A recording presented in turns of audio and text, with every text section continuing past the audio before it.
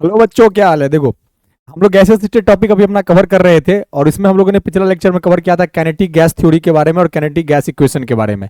आज हम लोग कवर करने जा रहे हैं मॉलिक्यूलर वेलोसिटीज और मैक्सवेल मॉलिक्यूलर वेलोसिटीज के बारे में, जो कि आपका काफी इंपॉर्टेंट टॉपिक है, जिसका नाम है Maxwell distribution of molecular velocities.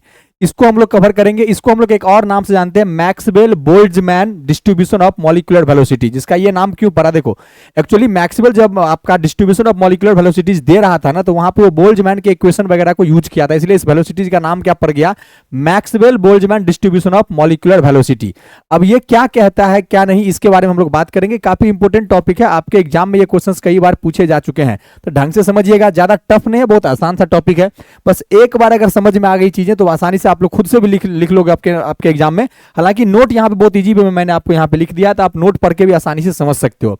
मैं आपको समझाता हूं कि Maxwell distribution of molecular velocities क्या बोलता है। देखो, जैसे आपको पता है, सपोज करो मेरे पास एक कंटेनर है, जिस कंटेनर में कोई गैस सैंपल रखा हुआ है, यानी कि कोई गैस रखा हुआ है।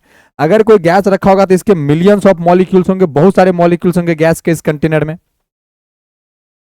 में गैस के बहुत सारे मॉलिक्यूल्स होंगे।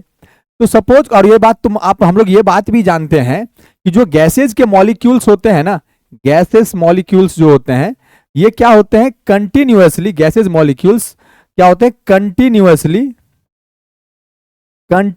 क्या करते हैं, मूव्स करते रहते हैं। ये कंटिन्यूअसली क्या करते रहते हैं, वो मूव करते रहते हैं, जिस वजह से क्या होता है, गैसियस मॉलिक्यूल्स के पास क्या होता है, वेलोसिटीज प्रेजेंट होता है। क्योंकि वो मूव करेंगे तो इसके अंदर में क्या होंगे, वेलोसिटीज होंगे। अब तुम एक बात बताओ कि अगर ये गैसेस मॉलिक्यूल्स के पास वेलोसिटीज हैं, तो क्या इस हर गैस के मॉलिक्यूल्स का वेलोसिटी एक समान होता है क्या? तो जब इस चीज पे रिसर्च करने के लिए हमारे मैक्सवेल साहब ने गए, तो उनको क्या पता चला कि कुछ मॉलिक्यूल्स इसके अंदर में, इस गैस के अंदर में कुछ मॉलिक्यूल्स ऐसे होते हैं जिनका स्पीड, जिनका वेलोसिटी क्या होता है, हाई होता है। जिनका स्पीड, जिनका वेलोसिटी क्या होता है, हाई होता है। यानी कि कुछ मॉलिक्यूल्स बहुत तेज गति से क्या करते हैं, मूव करते हैं इस कंटेनर के अंदर में, ठीक। और कुछ मॉलिक्यूल्स ऐसे होते हैं जो काफी आपका स्लो वेलोसिटी से क्या करता है, काफी लो वेलोसिटी से क्या करता है, मूव करता है। कुछ मॉलिक्यूल्स ऐसे होते हैं जो काफी लो वेलोसिटी से, यानी काफी धीरे धीरे क्या करते हैं, वो मूवमेंट करते हैं। और कुछ ऐसे मॉलिक्यूल्स होते हैं जिनकी वेलोसिटी हाई और लो वेलोसिटी के बीच में होता है। ये जनरली एक किसी गैसियस कंटेनर में या किसी गैसियस सैंपल के अंदर में हर मॉलिक्यूल का वेलोसिटी एक समान नहीं होता है। कुछ मॉलिक्यूल्स ऐसे होते हैं जिनका वेलोसिटी बहुत ज्यादा होता है, कुछ मॉलिक्यूल्स का वेलोसिटी क्या होता है, बहुत ही ज्यादा कम होता है, नियरली जीरो हो जाता है। और कुछ मॉलिक्यूल्स की वेलोसिटी क्या होती है, इन दोनों वेलोसिटी के बीच का होता है, जिनको हम लोग एवरेज वेलोसिटी ऑफ मॉलिक्यूल्स भी बोलते हैं, जो इनके बीच का होता है, ठीक है।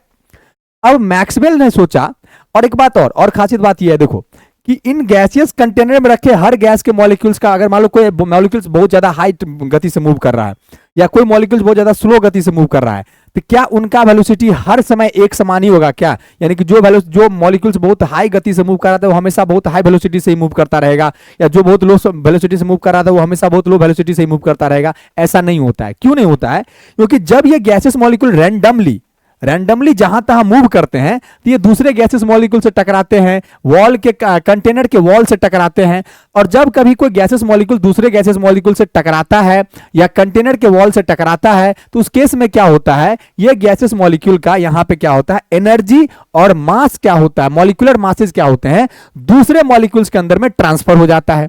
जिस वजह से क्या होता है, हर एक गैसेस मॉलिक्यूल्स की वेलोसिटी कंटिन्यूअसली क्या होती है, बदलते रहती है। किसी भी एक गैसेस मॉलिक्यूल्स का वेलोसिटी हर समय एक समान नहीं रहता है, बल्कि उनकी वेलोसिटी कंटिन्यूअसली क्या होता है, बदलते रहता है, due to collision between different gases molecules and the wall of the container. यानी कि कंटेनर के वॉल और बाकी दूसरे गैसेस मॉलिक्यूल जब एक दूसरे से टकराते रहते हैं, तो उससे क्या होता है कि जो जिससे टकराएगा, तो टकराने वाला अपना एनर्जी और अपना वेलोसिटी, मॉलिक्यूलर मास और अपना वेलोसिटी क्या करता है कि दूसरे जिसे टकराता है उसके अंदर में क्या कर देता है, वो उसको ट्रांसफर कर देता है। जिस वजह से इनका वेलोसिटी क्या होता है, कंटिन्यूअसली बदलते रहता है। अब एक सेकंड के लिए आप सोच के देखो कि अगर ये वेलोसिटी चेंज नहीं होता, तो हम लोगों के लिए ऐसे मॉलिक्यूल्स को पता लगा पाना कि कितने मॉलिक्यूल्स की वेलोसिटी हाई है या कितने मॉलिक्यूल्स की वेलोसिटी लो है या कितने मॉलिक्यूल्स की वेलोसिटी इनके बीच का है, एक सेकंड को हम पता लगा भी लेते कि चलो इतने फ्रैक्शंस ऑफ मॉलिक्यूल्स हैं इस कंटेनर के अंदर में जो बहुत तेज गति से मूव कर रहा है, इतने फ्रैक्शंस ऑफ मॉलिक्यूल है जो बहुत लो गति से मूव कर रहा है, और इतने फ्रैक्शंस ऑफ मॉलिक्यूल है जो इन दोनों के बीच के वेलोसिटी को शो कर रहा है। लेकिन किसी भी मॉलिक्यूल्स का वेलोसिटी तो हमेशा फिक्स नहीं रहता, क्योंकि टकराने की वजह से, कोलाइजन की वजह से क्या होता है, इनकी वेलोसिटी क्या होती है, कंटिन्यूअसली चेंज होते रहती है और बहुत कम समय के अंदर चेंज हो जाता है। यानी कि 10⁻⁹ सेकंड में गैसेस मॉलिक्यूल्स अपने वेलोसिटी को चेंज करने लगते हैं। अब इतने कम समय में अगर हर एक गैसेस मॉलिक्यूल्स अपने वेलोसिटी को चेंज कर रहा है तो दिक्कत कहां आएगा, दिक्कत ये आएगा आप किसी एक मॉलिक्यूल का, किसी सिंगल मॉलिक्यूल का वेलोसिटी प्रेडिक्ट नहीं कर सकते हो, किसी सिंगल मॉलिक्यूल का वेलोसिटी प्रेडिक्ट नहीं कर सकते हो। तो ये दिक्कतें आती थी गैसेस मॉलिक्यूल के साथ। तो मैक्सवेल ने क्या किया, तो यहीं पे मैक्सवेल आए और मैक्सवेल ने क्या किया, उन्होंने क्या किया, मॉलिक्यूल्स के फ्रैक्शन को पता लगाने का कोशिश किया कि कितने ऐसे फ्रैक्शंस ऑफ मॉलिक्यूल्स हैं जिनका वेलोसिटी इतना है, कितने फ्रैक्शंस ऑफ मॉलिक्यूल का वेलोसिटी बहुत कम है और कितने फ्रैक्शंस ऑफ मॉलिक्यूल्स हैं जिनकी वेलोसिटी बहुत ज्यादा है। और इनको पता लगाया और इसीलिए इनका नाम क्या पड़ा, Maxwell distribution of molecular velocity. Maxwell distribution of molecular velocity, यानी कि डिस्ट्रीब्यूट कर दिया कि इतने फ्रैक्शंस ऑफ मॉलिक्यूल की वेलोसिटी इतनी है, इतनी की इतनी है और इसकी इतनी है। तो अब क्या किया उन्होंने, क्या नहीं किया, मेन कंसेप्ट यही था, यहीं से ये थ्योरी आया था, इसी कंसेप्ट की वजह से। और यही बात आपका यहां पे लिखा हुआ, जरा आप पढ़ो कि the molecules in any gases do not have the same velocity, यानी कि किसी भी गैसेज में जो मॉलिक्यूल्स होती है उनकी वेलोसिटी सेम नहीं होती है। Also any particular molecules will not have the same velocity for long time, और साथ ही साथ ये भी नहीं होता है कि किसी के पास अगर वेलोसिटी जो है वो लॉन्ग टाइम तक लिए रहे, बल्कि उनकी वेलोसिटी चेंज होती रहती है और कभी वेलोसिटी सेम नहीं रहती है। आफ्टर कोलाइजन, जब टकराते हैं वो अदर गैसेस मॉलिक्यूल से या कंटेनर के वॉल से, the kinetic energy and velocities are redistributed consequently changing the velocities of molecules. तो जब टकराएंगे तो अपना काइनेटिक एनर्जी, अपने वेलोसिटी क्या करेंगे, रीडिस्ट्रीब्यूट कर लेते हैं, यानी कि जितना पहले था वो सब चेंज हो जाएगा, क्योंकि वो ट्रांसफर कर देते हैं। जब एक दूसरे से टकराते हैं तो अपने वेलोसिटी और अपने एनर्जी को एक दूसरे में ट्रांसफर कर देते हैं, जिस वजह से उनकी वेलोसिटी भी चेंज कर जाती है और उनकी एनर्जी भी चेंज कर जाती है। As a fact, the velocity of molecules change within 10⁻⁹ second, making it hard to calculate the speed of a single molecule। और ये फैक्ट है कि वेलोसिटी जो चेंज होता है ना, वो किसी भी गैसेस मॉलिक्यूल का, वो अपना 10⁻⁹ सेकंड, सोचो कितना कम टाइम में है, इतने कम टाइम में ही अपना वेलोसिटी वो चेंज करते रहता है। तो ये बहुत ज्यादा हार्ड हो जाएगा कि किसी एक सिंगल मॉलिक्यूल का अगर हम लोग वेलोसिटी पता लगाना चाहे तो इतने कम समय में अगर उसकी वेलोसिटी चेंज हो रही है तो कैसे पता लगाओगे। अगर मान लो 1 घंटा में चेंज होता तो पता थे कि 1 घंटा के लिए इसकी वेलोसिटी इतनी रही थी, फिर अगले घंटे के लिए इसकी वेलोसिटी इतनी रही थी। अब 10⁻⁹ सेकंड, यानी कि 1 सेकंड का भी 10⁻⁹ से भाग दो, इतने कम समय में गैसेस मॉलिक्यूल्स अपने वेलोसिटी को चेंज करता है, तो कैसे प्रेडिक्ट करोगे किसी एक मॉलिक्यूल्स का वेलोसिटी। इसलिए since there are large number of molecules, a fraction of molecule possess the same particular velocity, there is broad distribution of velocities over different fraction of molecules. यानी कि इसीलिए ऐसा देखा गया, उसमें मैक्सवेल ने ऐसा देखे कि ऐसे बहुत सारे फ्रैक्शन ऑफ मॉलिक्यूल है जो लगभग एक तरह के वेलोसिटी पर मूव करते हैं। यानी कि एक तरह के वेलोसिटी का मतलब कि उनके बीच में वेलोसिटी का कुछ ज्यादा खास चेंजिंग नहीं है, थोड़ी बहुत चेंजिंग होती है, लेकिन एक रेंज में होती है मॉलिक्यूल्स। जिस रेंज के वेलोसिटी में अक्सर ज्यादातर मॉलिक्यूल्स क्या करते हैं, मूव करते हैं, और कुछ मॉलिक्यूल्स बहुत स्लो गति से मूव करते हैं। कुछ उनकी फ्रैक्शंस ऑफ मॉलिक्यूल्स देखने को मिला और कुछ फ्रैक्शंस ऑफ मॉलिक्यूल देखने को मिला जो बहुत तेज गति से मूव करते हैं। तो उन्होंने बस यही पता लगाने की कोशिश किया कितने फ्रैक्शंस ऑफ मॉलिक्यूल्स हैं जो इस बहुत फास्ट गति से मूव करते हैं और कितने बहुत स्लो गति से मूव करते हैं। इसी के ऊपर उन्होंने अपना कुछ थ्योरी दिया था, जो उनका थ्योरी क्या था ये देखो। एक थे जेम्स क्लार्क मैक्सवेल यहीं से आए थे कि deduce the distribution of velocities from the law of probability in 1860। एक लॉ होता था, लॉ ऑफ प्रोबेबिलिटी, जो बोल्ट्जमैन दिए थे, इसलिए इनका नाम पड़ता है Maxwell Boltzmann distribution of molecular velocity. तो लॉ ऑफ प्रोबेबिलिटी जो 1860 बोल्ट्जमैन दिए थे, उनके प्रोबेबिलिटी का लॉ ऑफ प्रोबेबिलिटी को यूज करके मैक्सवेल ने क्या किया था, 1860 ईस्वी में एक लॉ बनाया था जिसको हम लोग बोलते हैं मैक्सवेल डिस्ट्रीब्यूशन ऑफ वेलोसिटी, या इसको आप ये भी बोल सकते हो Maxwell Boltzmann distribution of molecular velocity. उन्होंने एक इक्वेशन तैयार किया, जो इक्वेशन क्या बताता है आपको, किसके लिए इक्वेशन तैयार किया, for the distribution of molecular velocity, कि गैसेस मॉलिक्यूल्स के बीच में कैसे कैसे मॉलिक्यूलर वेलोसिटी चेंज करते हैं, उनका उन्होंने एक इक्वेशन दिया था। आपको इक्वेशन का डेरिवेशन यहां नहीं पढ़ना, बस इक्वेशन ध्यान पे रखना है। क्या था देखो, dnc/n बराबर 4πm/2πrt to the power 3/2 e to the power minus, ये थोड़ा सा गलत लिखा हुआ है, ये ऐसे लिखा हुआ है देखो, e to the power minus mc², एक second, mc²/2rt into c² dc, ये एक्सपोनेंशियल फॉर्म का पावर में है -mc²/2rt। ये इन्होंने इक्वेशन दिया था for distribution of molecular velocity के लिए। कौन? मैक्सवेल साहब ने। कौन दिए थे? मैक्सवेल साहब ने ये इक्वेशन दिया था। ये इक्वेशन आपको याद रखना पड़ेगा। अभी कौन सा टर्म यहां पे किसको रिप्रेजेंट करता है, सुनो, डीएनसी किसको रिप्रेजेंट करता है। अब सुनो, सपोज करो मेरे पास कोई मॉलिक्यूल था जिसका वेलोसिटी c था, जिसका वेलोसिटी क्या था, अभी एवरेज वेलोसिटी मान के चलते हैं कि जो गैसेस मॉलिक्यूल्स हैं उनकी वेलोसिटी मान लेते हैं c था। अब और कुछ चेंजिंग आया टकराने की वजह से या कोलाइजन की वजह से, उस मॉलिक्यूल्स के बीच में मान लो स्मॉल चेंज आया, उनके वेलोसिटी में मान लेते हैं dc आया। अब आपको यहां पे ये पता लगाना है कि ऐसे कितने मॉलिक्यूल्स हैं जो हमारे अभी जो हम लोगों के पास, मान लो जो हम लोगों ने गैस का मॉलिक्यूल्स का वेलोसिटी प्रेडिक्ट किया था c, और उस मॉलिक्यूल्स की वेलोसिटी में स्मॉल चेंज आई dc, तो टोटल ऐसे कितने मॉलिक्यूल्स हैं जिनका वेलोसिटी c प्लस dc के बराबर है। इसको हम लोग बोलते हैं dnc। क्या बोलते हैं हम लोग? dnc। वही बात यहां लिखा हुआ है। dnc यहां किसको रिप्रेजेंट कर रहा है? Number of molecules having velocities between c and c plus dc। c velocity और c प्लस dc वेलोसिटी के बीच में कितने ऐसे मॉलिक्यूल्स हैं जिनकी वेलोसिटी है, जिसको हम लोग, जिसको कौन रिप्रेजेंट करता है? dnc। सपोज करो कि मेरे पास कुछ अभी गैसेस मॉलिक्यूल्स हैं, गैसेस मॉलिक्यूल्स की वेलोसिटी मान लो अभी c है, अब उसमें स्मॉल चेंज आया, dc चेंज आया उसके वेलोसिटी में, तो क्या बन जाएगा? c plus dc।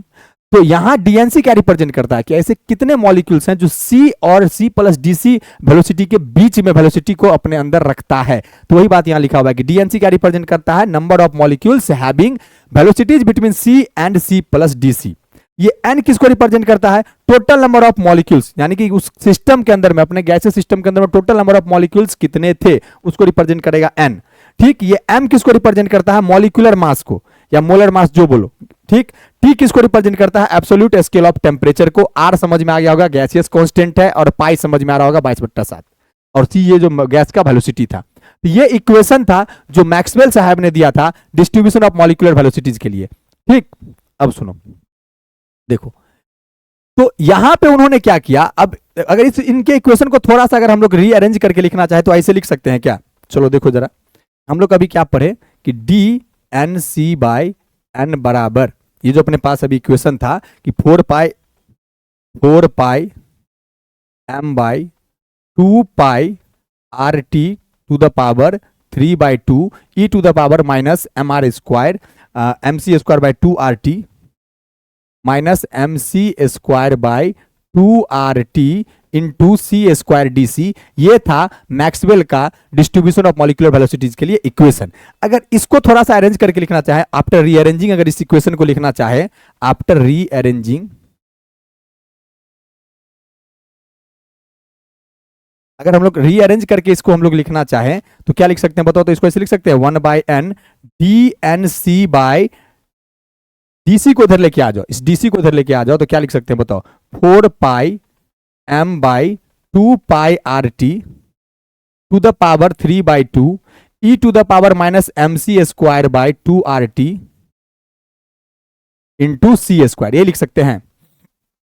अब इन्होंने क्या बोला कि ये क्या रिप्रेजेंट करता है? फ्रैक्शन ऑफ मॉलिक्यूल्स को।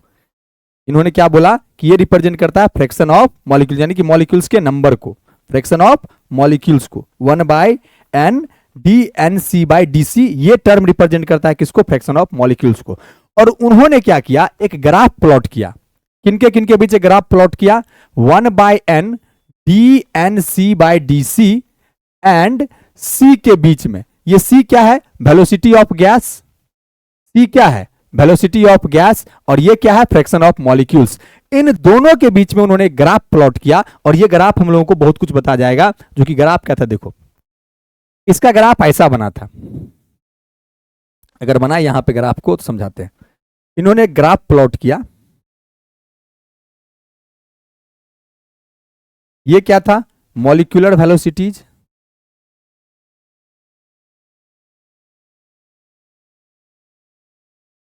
इसको c से रिप्रेजेंट किया, और यहां क्या रिप्रेजेंट किया उन्होंने? 1/n dnc by dc। ये क्या था तुम्हारा? ये क्या रिप्रेजेंट करता था? फ्रैक्शन ऑफ मॉलिक्यूल्स को। कितने मॉलिक्यूल्स हैं जिसकी वेलोसिटी इतनी है, कितने मॉलिक्यूल्स हैं जिसकी वेलोसिटी इतनी है, तो फ्रैक्शन ऑफ मॉलिक्यूल। और ग्राफ जब उन्होंने प्लॉट किया तो ग्राफ उनका कुछ ऐसा बना, इस तरीका का कर्व्ड। इसको हम लोग बोलते हैं मैक्सवेल डिस्ट्रीब्यूशन कर्व। इसको हम लोग क्या बोलते हैं? Maxwell distribution curve. Maxwell distribution curve. अब सुनो, देखो यहां नियरली जीरो रहा होगा, और यहां भी ये भी कम से कम जीरो के आसपास है। ये देखो यहाँ पे, अब अगर आप यहाँ पे ग्राफ को गौर से पढ़ो तो देखो, जिस मॉलिक्यूल का वेलोसिटी मान के चलो सपोज करो, ये किसको रिप्रेजेंट करता है, वेलोसिटी को। अगर मान लो वेलोसिटी यहाँ पे है, बहुत कम वेलोसिटी वाला, तो बहुत कम वेलोसिटी वाले मॉलिक्यूल्स है वो कितने नजर आ रहे हैं, तो फ्रैक्शन ऑफ मॉलिक्यूल्स, ये स्लोप वाई एक्सिस रिप्रेजेंट करता था ना फ्रैक्शन ऑफ मॉलिक्यूल्स को, तो बहुत कम वेलोसिटी वाले फ्रैक्शन ऑफ मॉलिक्यूल्स कितने हैं, बात इतने हैं, ठीक।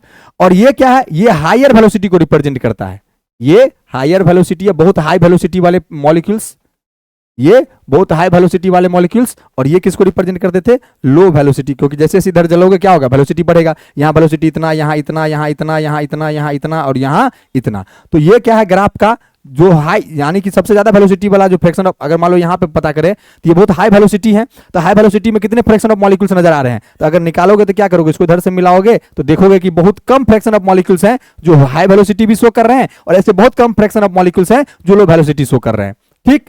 तो यहां, और लेकिन अब एक चीज इसी ग्राफ को एक चीज और देखो, इसी ग्राफ में एक चीज और देखो कि यहां पे एक पिक पॉइंट आया है, ये वाला पॉइंट, जहां से क्या हो रहा है, जिस पिक पॉइंट से क्या हो रहा है, आपका कर्व वापस नीचे आने लगा। इसको हम लोग इस पिक पॉइंट पे, यानी कि ये सबसे, अगर यानी कि ये अगर इस पिक पॉइंट पे देखोगे तो ये वेलोसिटी को दर्शाने वाला, ये वाला वेलोसिटी को जो दर्शाने वाला मॉलिक्यूल्स है, फ्रैक्शन ऑफ मॉलिक्यूल्स, वो कितने हैं, तो आपको नजर आएगा कि ये इतने हैं। यानी कि आप यहां से बोल सकते हो कि सबसे ज्यादा फ्रैक्शन ऑफ मॉलिक्यूल जो वेलोसिटी शो कर रहा है वो ये वेलोसिटी शो कर रहा है, और इसीलिए इस वेलोसिटी का यहां से नाम पड़ा, यहां इस वेलोसिटी का नाम पड़ा मीन प्रोबेबिलिटी वेलोसिटी।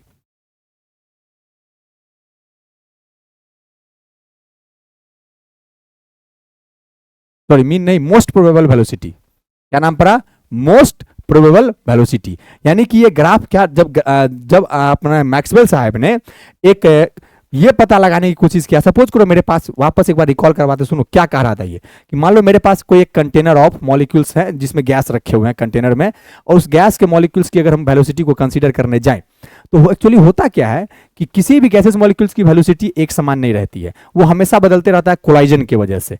और वेलोसिटी उसमें भी क्या होता है कि कुछ मॉलिक्यूल का वेलोसिटी बहुत ज्यादा होता है, कुछ मॉलिक्यूल्स का वेलोसिटी बहुत कम होता है। तो किसी एक मॉलिक्यूल्स की वेलोसिटी बहुत तेजी से और बदलती भी है, तो मान लो अगर किसी मॉलिक्यूल्स है उसकी वेलोसिटी एक समान नहीं रहती है, और एक समान नहीं रहती है, और उसमें भी बहुत कम टाइम में बदल जाती है, यानी कि 10⁻⁹ सेकंड में मॉलिक्यूल्स का वेलोसिटी चेंज कर जाता है टकराने की वजह से। तो अगर कोई इंसान अगर किसी एक गैसेस मॉलिक्यूल्स की वेलोसिटी को पता लगाना चाहे तो कैसे पता लगा पाएगा। अगर ऐसा होता कि किसी गैसेस एक गैस के मॉलिक्यूल्स की वेलोसिटी मान लो 1 घंटा 2 घंटा के लिए अगर एक समान होती, तो फिर पता लगाया भी जा सकता था कि चलो 1 घंटा के लिए इतना है, तो बोलेंगे कि 1 घंटा के लिए इतना वेलोसिटी था, फिर अगले घंटा इतना हो गया, लेकिन 10⁻⁹ सेकंड में बदल जाता है। तो किसी एक सिंगल गैसेस मॉलिक्यूल्स की वेलोसिटी पता लगाना बहुत हार्ड था, तो एक एक मॉलिक्यूल की वेलोसिटी नहीं बता सकते, लेकिन ऐसा किया जा सकता है कि उस कंटेनर में रखे कितने गैसेस मॉलिक्यूल्स हैं, यानी कितने फ्रैक्शंस ऑफ मॉलिक्यूल्स हैं जिसकी वेलोसिटी बहुत लो है और जिसकी वेलोसिटी बहुत हाई है, ये हम लोग बता सकते हैं। और कितने ऐसे फ्रैक्शन ऑफ मॉलिक्यूल्स हैं जो आपका एक तरह का वेलोसिटी पोजेस करता है, यानी कि लगभग एक समान वेलोसिटी पोजेस करता है, इसको भी बताया जा सकता था, जो मैक्सवेल डिस्ट्रीब्यूशन के हिसाब से हमको पता चला। तो मैक्सवेल ने क्या किया था, एक इक्वेशन दिया था for the distribution of molecular velocity. उनका इक्वेशन ये था, और इनके इक्वेशन से ही हम लोगों ने एक ग्राफ खींचा, जिस ग्राफ खींचा था इसमें हमको ग्राफ कैसा दिखा, ग्राफ किनके बीच में खींचा था, 1/n dnc/dc, जिसको ये किसको रिप्रेजेंट करता है, फ्रैक्शन ऑफ मॉलिक्यूल्स को, that means number of molecules को। और इसके बाद हम लोगों ने c के बीच में ग्राफ खींचा, c क्या था, velocity of gaseous molecules, molecular velocity बोलो या वेलोसिटी ऑफ गैसियस मॉलिक्यूल्स जो बोलो, गैसियस मॉलिक्यूल्स का एक वेलोसिटी हम लोगों ने लिया c, ठीक। और इनके बीच में जब हम लोग यहां पे ग्राफ खींचे तो ग्राफ कैसा दिखा, एक कर्व की तरह दिखा, जिसको हम लोग कहते हैं मैक्सवेल डिस्ट्रीब्यूशन कर्व, जिसको हम लोग क्या बोलते हैं, मैक्सवेल डिस्ट्रीब्यूशन कर्व। और जब आप इस मैक्सवेल डिस्ट्रीब्यूशन कर्व को पढ़ोगे तो देखो ये वाला एक्सिस किसका है, आपको पता है वेलोसिटी का, ये वाला एक्सिस किसका है, फ्रैक्शन ऑफ मॉलिक्यूल्स का। तो मैं अगर तुमसे पूछूं कि बहुत कम वेलोसिटी वाले कितने मॉलिक्यूल्स हैं, तो आपको नंबर ऑफ मॉलिक्यूल्स ये एक्सिस बताता है ना। मान लो यहां पे पूछूं तो इसमें यहां पे नियरली 0 वेलोसिटी है, तो नियरली 0 वाला बहुत कम फ्रैक्शन ऑफ मॉलिक्यूल्स दिखता है, और यहां पे वेलोसिटी सबसे ज्यादा है। तो मैं तुमसे पूछूं कि हायर वेलोसिटी वाले कितने मॉलिक्यूल्स हैं, तो वो भी आपको ज्यादा नहीं दिख रहा, बस इतना मॉलिक्यूल्स दिख रहा है। लेकिन जिस कर्व में जब एक पिक पॉइंट आया था, उस पिक पॉइंट पे देखो तो यहां पे अगर ये जो पिक पॉइंट है इसके लिए वेलोसिटी क्या है ये, और इस वेलोसिटी को जो दिखाने वाला नंबर ऑफ मॉलिक्यूल्स है, फ्रैक्शन ऑफ मॉलिक्यूल्स है, वो कितने हैं, इतने हैं।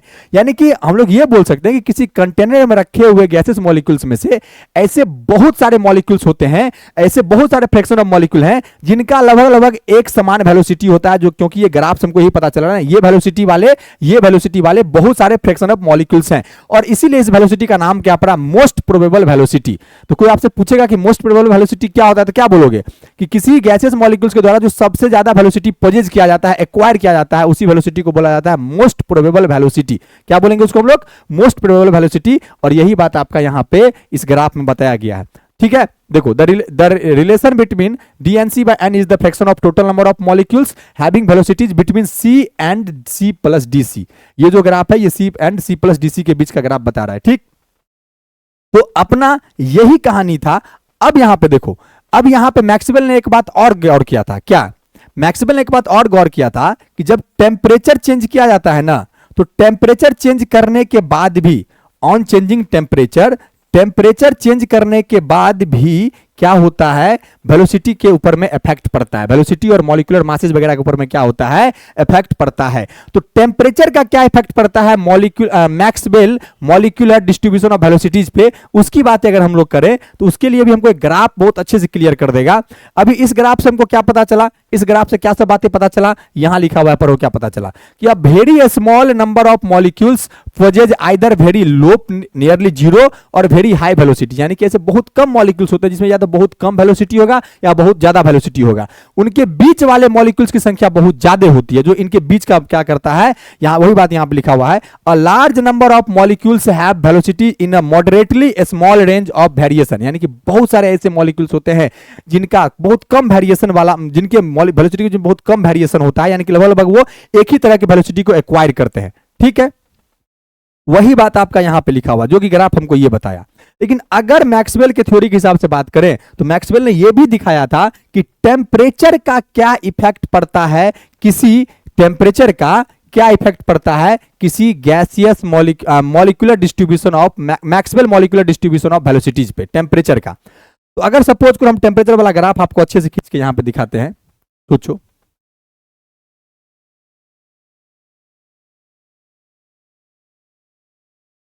देखो, मान लो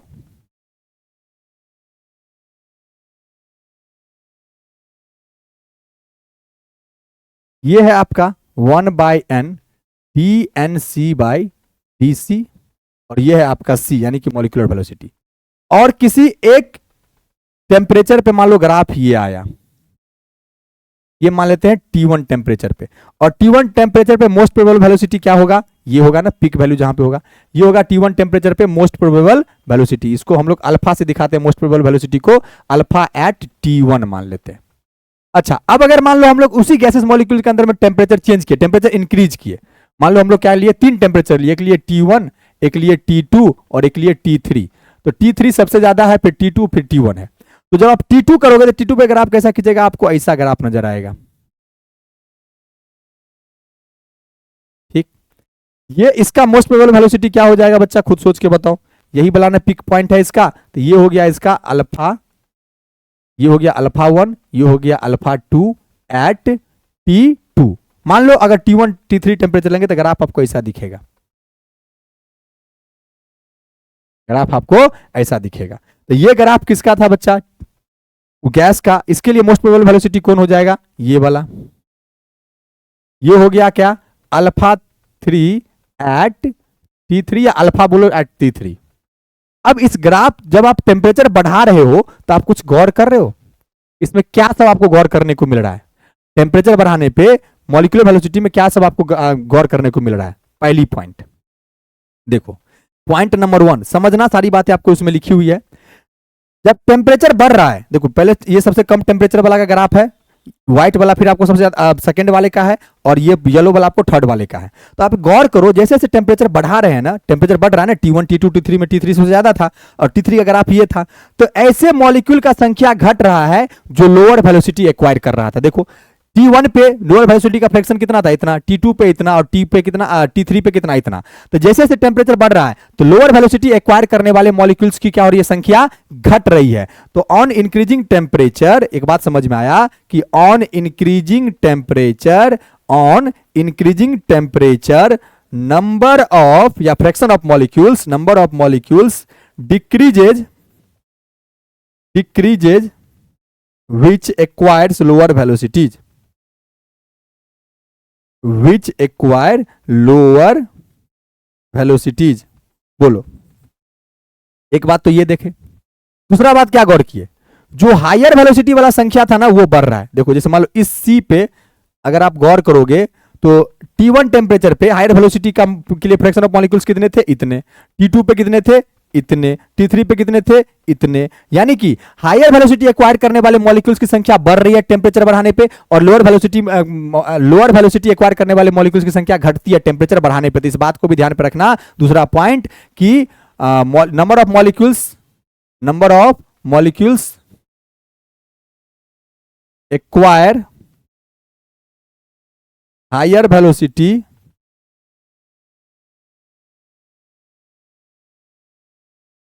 increases on increasing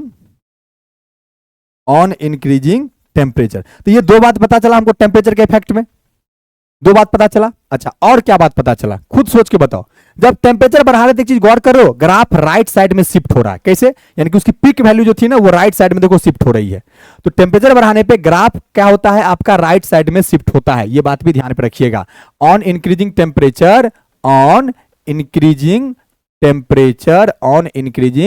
temperature graph shifted towards, या कर्व बोलो या ग्राफ बोलो, कर्व किधर की ओर शिफ्ट हो रहा है, राइट साइड की तरफ। ग्राफ बोलो या मैक्सवेल डिस्ट्रीब्यूशन कर्व बोलो, shifted towards right side, shifted towards right side, shifted towards right side. ये तीन बातें दिख कर लग रहा है। और खुद सोचो क्या पता चला, और क्या पता चल रहा है बताओ। एक बार ग्राफ को देखो,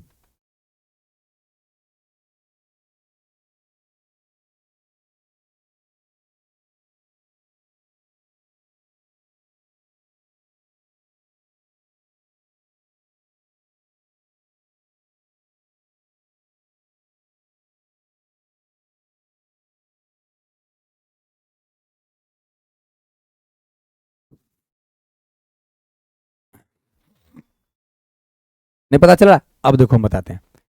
T1 पे मोस्ट प्रोबेबल वेलोसिटी क्या था, ये। T2 पे मोस्ट प्रोबेबल वेलोसिटी क्या था, ये। और T3 पे मोस्ट प्रोबेबल वेलोसिटी क्या था, ये। अब गौर करो, T1 पे मोस्ट प्रोबेबल वेलोसिटी यानी कि ये वाला वेलोसिटी, T2 पे ये वाला वेलोसिटी और T3 पे ये वाला वेलोसिटी। तो एक चीज गौर किया क्या, कि जैसे जैसे टेम्परेचर बढ़ा रहे हैं मोस्ट प्रोबेबल वेलोसिटी की वैल्यू बढ़ रही है। ऑन इंक्रीजिंग टेम्परेचर, ये खुद से भी आप लिख सकते हो अपने एग्जाम में, इसलिए मैं इतना इजी करके समझा रहा हूं। On increasing temperature value most probable velocity increases, most probable velocities increases.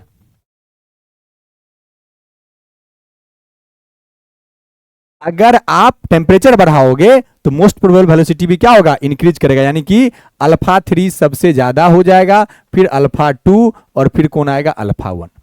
अच्छा और क्या पता चला, अच्छा बताओ, यहां पे मोस्ट प्रोबेबल वेलोसिटी एक्वायर करने वाले फ्रैक्शन ऑफ मॉलिक्यूल्स कितने थे, इतने। अल्फा 2 कितने कर रहे हैं, इतने। और अल्फा 3 कितने कर रहे हैं, इतने। तो एक बात और पता चला कि टेम्परेचर बढ़ाने पे उन नंबर ऑफ मॉलिक्यूल्स की संख्या घटती है जो सी और सी प्लस डीसी वेलोसिटी के बीच में क्या करता है, वेलोसिटी एक्वायर करता है। यानी कि यूं बोले कि फ्रैक्शन ऑफ मॉलिक्यूल्स कम होता है, जो आपका मोस्ट प्रोबेबल वेलोसिटी एक्वायर करने वाले जो फ्रैक्शन ऑफ मॉलिक्यूल्स थे ना उनकी संख्या कम हो रही है, मोस्ट प्रोबेबल वेलोसिटी एक्वायर करने वाले मॉलिक्यूल्स की संख्या घट रही है टेम्परेचर बढ़ाने पे। तो एक बात आपको यहां से यह भी पता चला कि number of molecules which acquires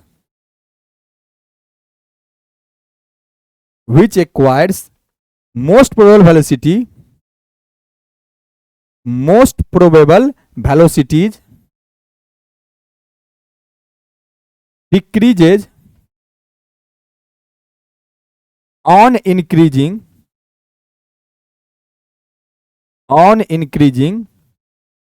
temperature. Temperature बढ़ाने पे मोस्ट प्रोबेबल वेलोसिटी एक्वायर करने वाले मॉलिक्यूल्स का संख्या क्या होता है, घटता है। तो ये कुछ इफेक्ट होता है, इससे आपके ऑब्जेक्टिव में भी बहुत सारे क्वेश्चंस आएंगे। इफेक्ट ऑफ टेम्परेचर आपका यही होता है। तो जब भी आप एग्जाम में लिखने जाओ तो कैसे लिखोगे, अगर Maxwell distribution of molecular velocity पे अगर आपको नोट लिखने दे दिया तो कैसे लिखोगे। देखो सबसे पहले क्या स्टार्ट करोगे, मैं समझा देता हूं आपको। सबसे पहले आप लिखोगे मेरे बताए गए इस नोट को। सबसे पहले आप लिखोगे ये, यहां से यहां तक पूरा सेम लिखना है, पहला स्लाइड से लेकर के यहां तक आपको बच्चा, फर्स्ट स्लाइड से लेकर के यहां तक आपको क्या लिखना है, सेम लिखना है।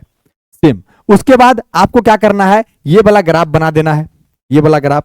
और इस ग्राफ से आपको क्या दिखाना है, इस ग्राफ से आपको 3-4 पॉइंट दिखानी है। क्या क्या दिखानी है, जो पॉइंट आपका यहां लिखा हुआ है आप बोलोगे तो मैं खुद भी आपको लिख के दिखा दूंगा। क्या, देखो ये ग्राफ से जो इंपॉर्टेंट पॉइंट है, ये 2 पॉइंट आपको लिखने हैं, ये 2 पॉइंट लिख दोगे। ये पॉइंट आप नहीं भी लिखोगे तो चलेगा, आपको मैं खुद ही बता देता हूं कि आपको क्या लिखना है, बेटर रहेगा आपके लिए। पहला पॉइंट क्या लिखोगे, देखो इस ग्राफ से,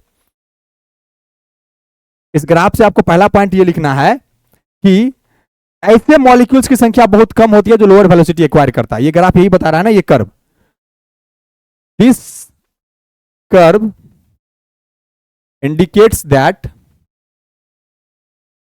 number of molecules having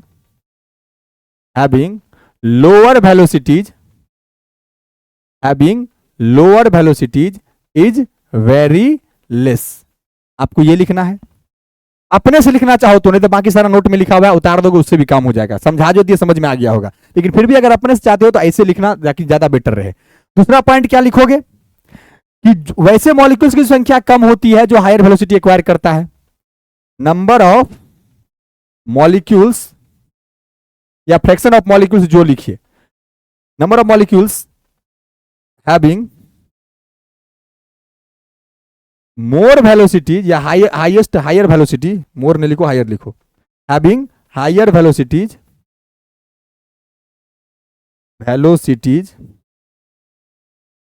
is very less. ठीक है। और तीसरा पॉइंट क्या पता चला कि ऐसे फ्रैक्शन ऑफ मॉलिक्यूल्स की संख्या बहुत ज्यादा होती है जो मोस्ट प्रोबेबल वेलोसिटी एक्वायर करता है। Fraction of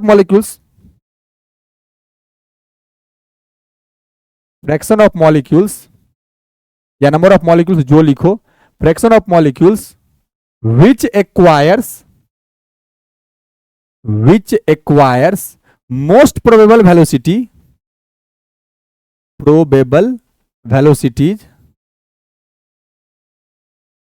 is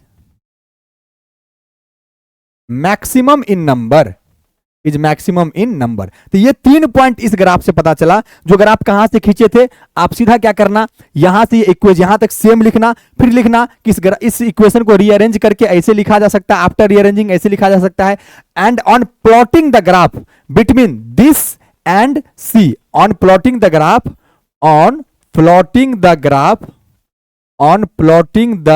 graph between this and 1/n dnc by dc and c, तो इनके बाद ग्राफ ये वाला प्लॉट कर देना, ये वाला ग्राफ प्लॉट कर देना, और उसके बाद लिखना दिस ग्राफ कंक्लूडेड दैट, और उसके बाद ये 3 पॉइंट लिख देना। इतना लिख दोगे, डन। उसके बाद एक हेडिंग डालना, हेडिंग ये डालना कि effect of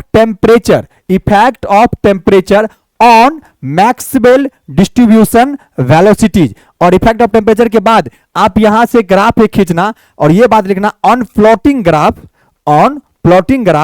1/n dnc by dc and c, और उसके बाद आप इस प्रकार से 3 टेम्परेचर लेना, टेम्परेचर में कौन ज्यादा कौन कम इस प्रकार से दिखा देना, और इस ग्राफ से जितने पॉइंट कंक्लूड करके निकले थे मैंने यहां लिख दिया। ये ऐसे लिख दोगे तो ये अपने लैंग्वेज में हो गया, एग्जामिनर अच्छे से आपको नंबर दे देगा। नहीं रटना है तो रटने के लिए नोट भी यहां पे आपको दिया गया है, हूबहू नोट को रट के लिख देना, नहीं तो अगर अपने तरीका से लिखना तो जैसे बताया वैसे लिख देना, आपको टोटल का टोटल नंबर मिल जाएगा। तो बच्चा यही था अपना लेक्चर जिसमें हम लोग पढ़े मैक्सवेल डिस्ट्रीब्यूशन ऑफ वेलोसिटीज। फिर मिलते हैं अपने अगले लेक्चर में, तब तक के लिए tata bye bye, take care, you all, love you all.